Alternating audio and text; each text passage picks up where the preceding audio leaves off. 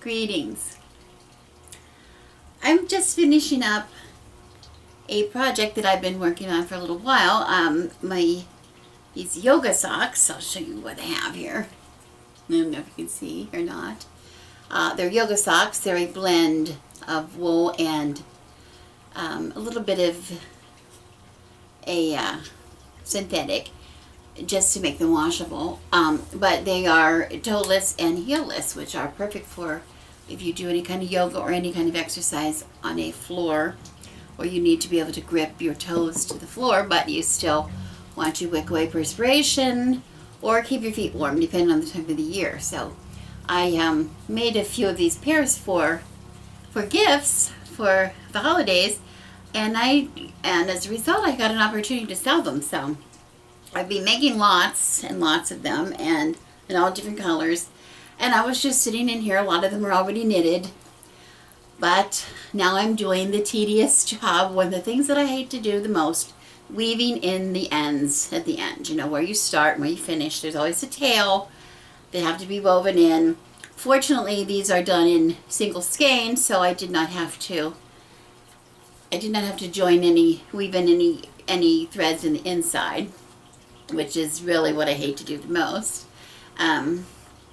And this kind of a job is one where you just sit and you do a lot of thinking, and I thought it was a little timely. You know, what I was thinking about as I was weaving my ends was, I thought, you know, sort of ties into a subject that we've been talking about recently on Facebook, and also it ties in with the themes, the weekly themes for the YouTube Pagan Challenge, both this week, last week, week 14, and this week is now week 15. So I thought, oh, this would kill two birds with one stone.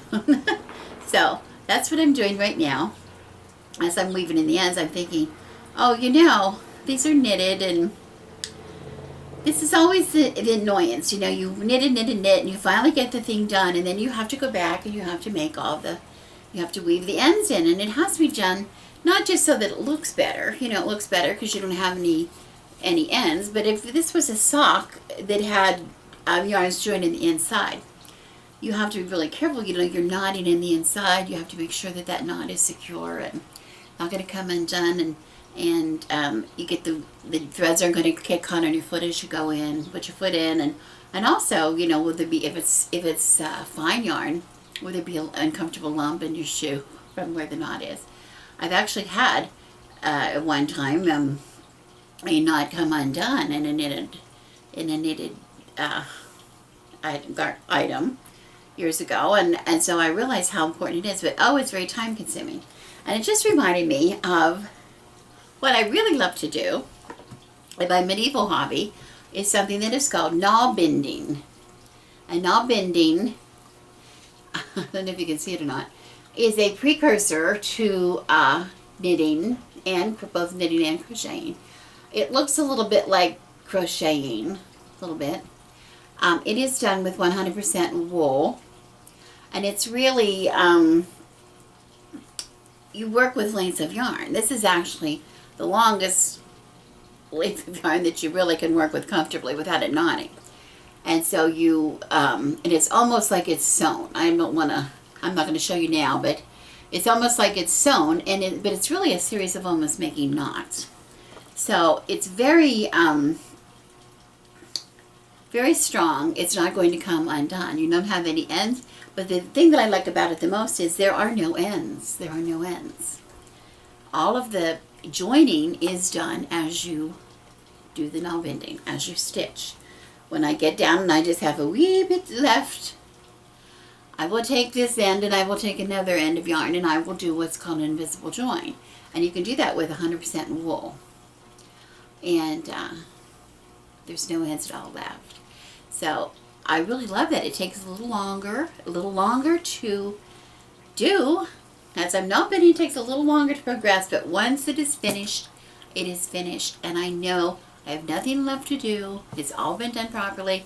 It's going to hold. It's going to be nice and strong.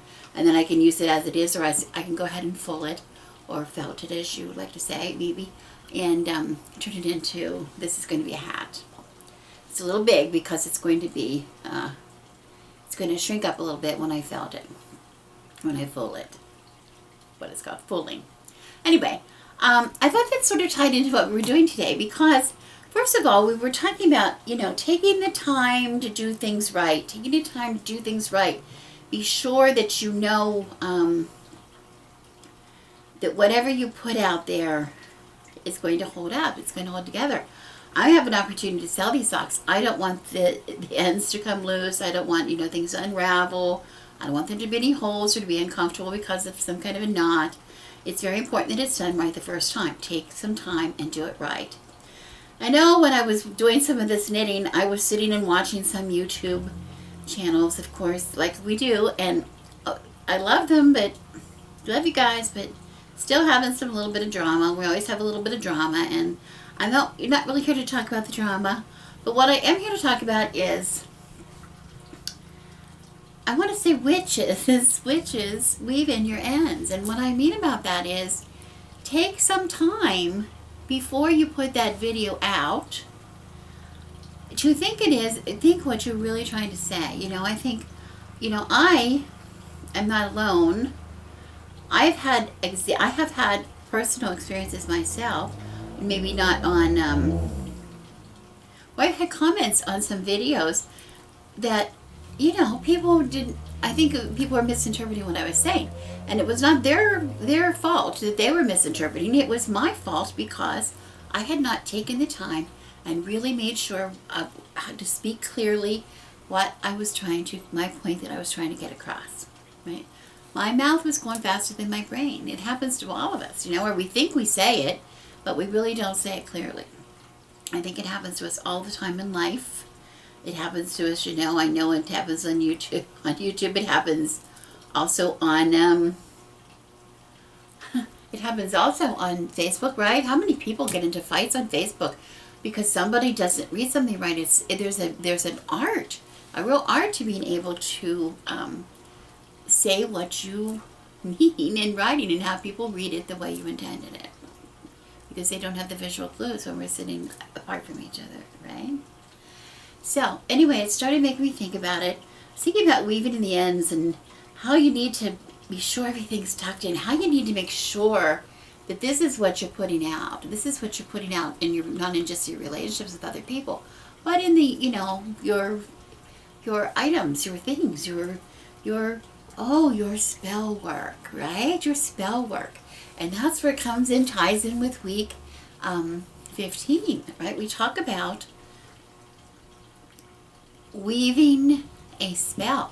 Weaving a spell, I don't really use that term too often, but it's used a lot, particularly in song and in poetry and a lot of literature. They use that expression, weaving a spell, because there's a lot of steps to it, right? I'm going to talk about that in just a little bit at the end of the video. But before I get on, I'm going to take some time, make sure I give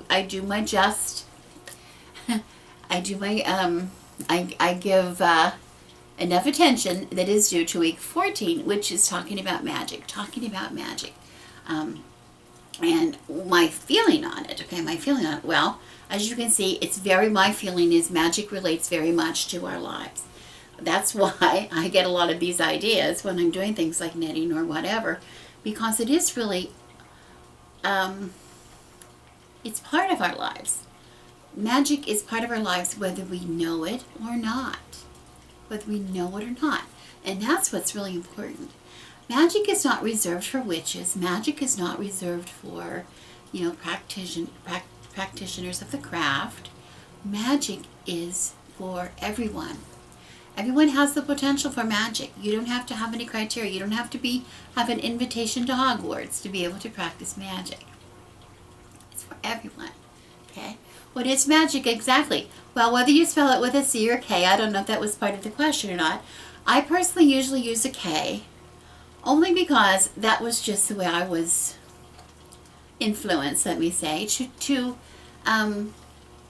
making sure that we were not going to confuse it with something that was a trick, a magic trick, which I have heard a lot of the videos, Annie's particularly, and I really do agree with Annie. I think she makes some really good points. It is an archaic spelling, and there's really not any reason to use it or not use it, so I really don't, and I'm not even sure that Annika even meant for us to have a big debate over how we spell it. But I think she was just trying to make sure that that everybody understood we were talking about magic, however you spell it. And I think that's what she meant. So for me, the magic, what it means, of course, is a change. Some kind of a change or manifestation of your own desire, something you want to have happen or something you want to obtain, your own manifestation of your will, perhaps, brought about by combining your own energies with the energies of the elements of earth and the divine energies of the god and the goddess, right? And how do we do that? We use our tools. We use our magical tools. Whatever we do, or we use maybe just our hands, or maybe just our will, maybe just our minds, maybe just our desire, and we cast spells.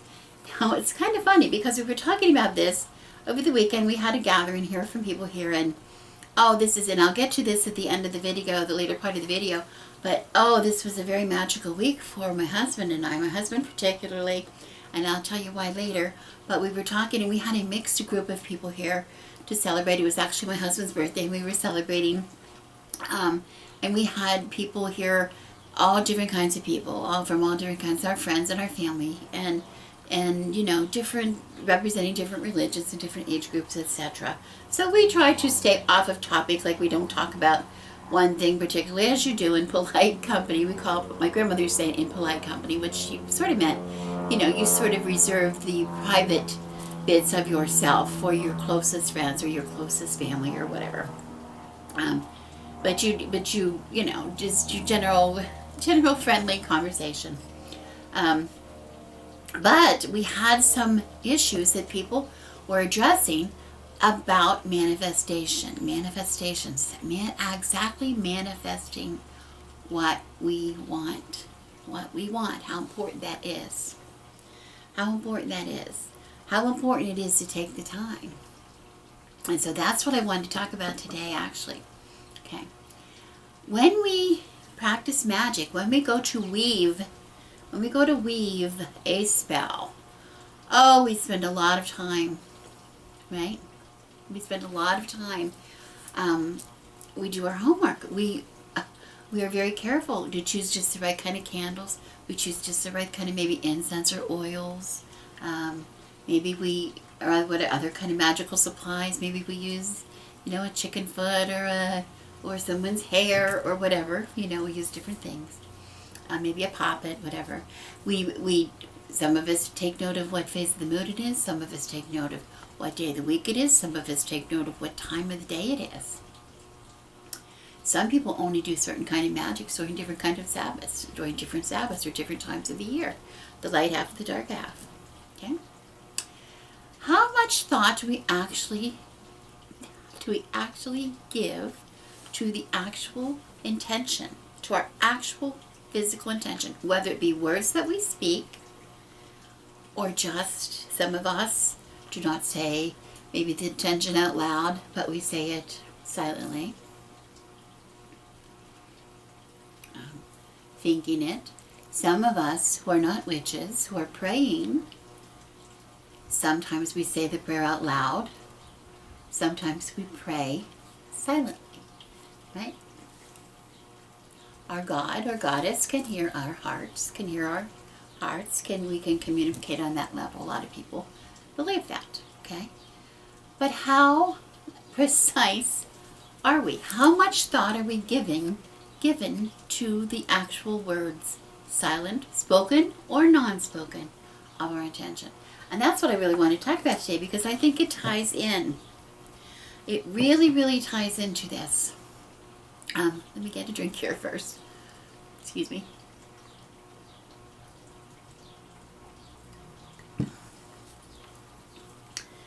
The week 15 asks the question, do you perform spells on a regular basis? And that's why this ties into week 15 too. And Annika, I think you are so clever the way you went through the topics with an order that really made sense, and a very fluid order that we could just flow from one topic to the other. Those of us who are behind, I don't think you planned it that way, but it was really very good. Your trail of thought sort of is easy to jump in and join in whatever place, which I really appreciate. Anyway,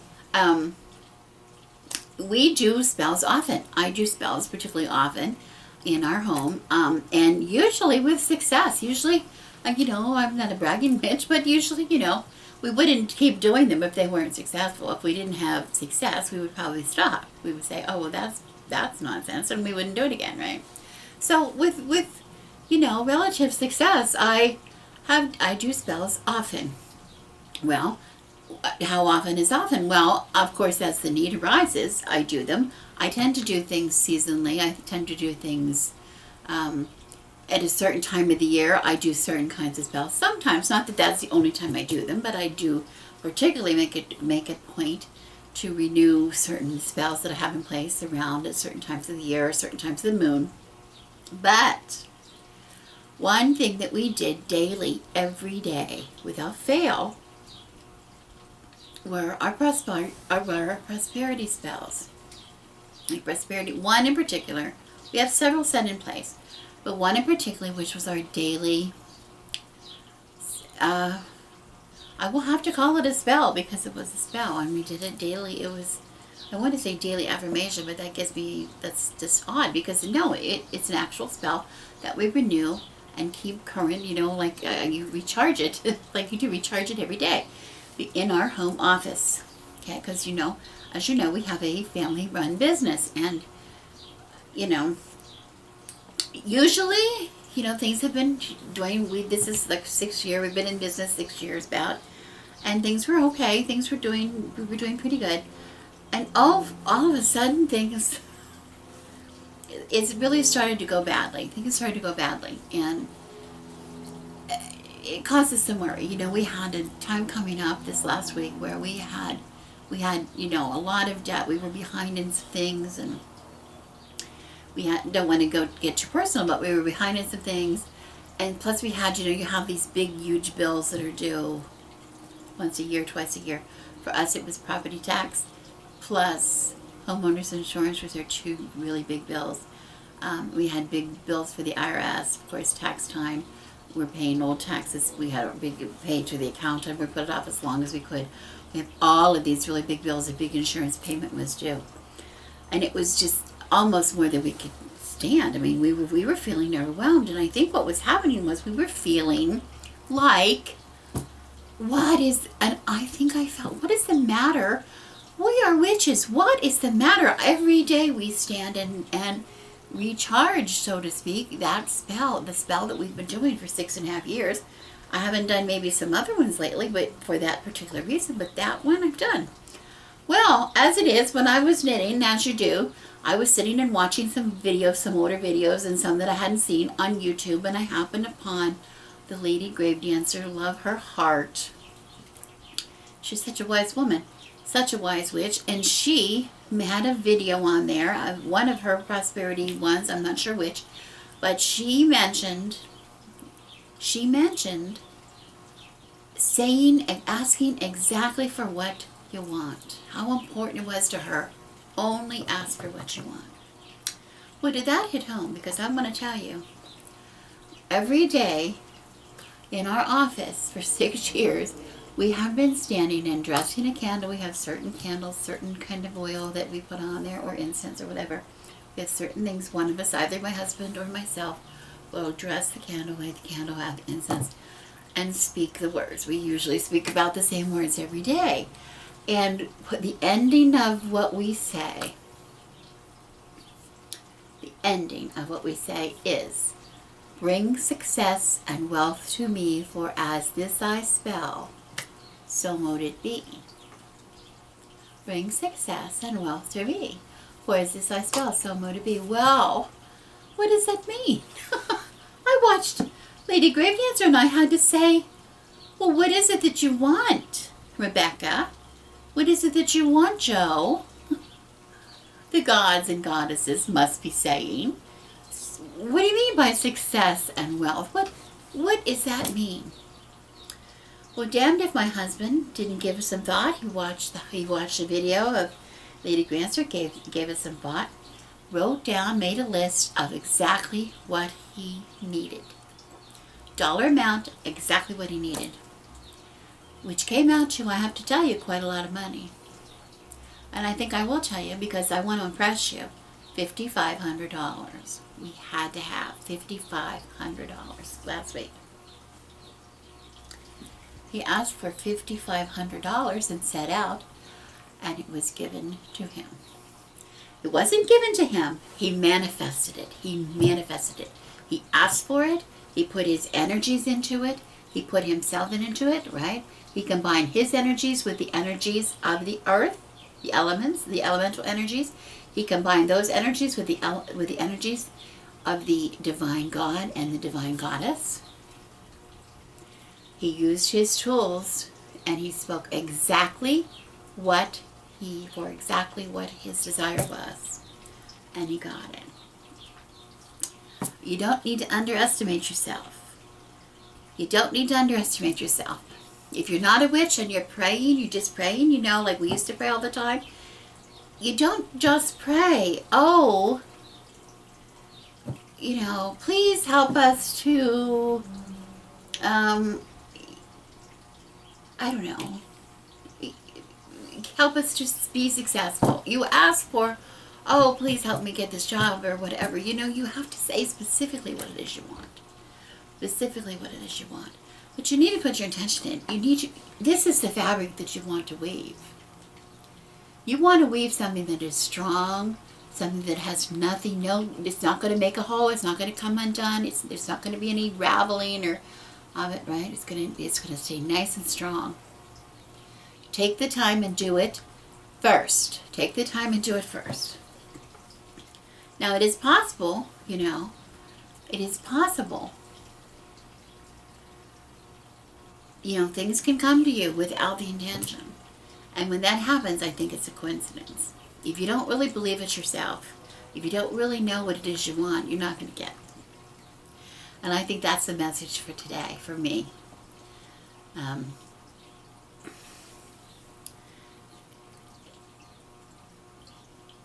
Take the time and plan before you speak. Plan before you speak on YouTube. Plan before you speak on Facebook. Plan before you speak to your boss.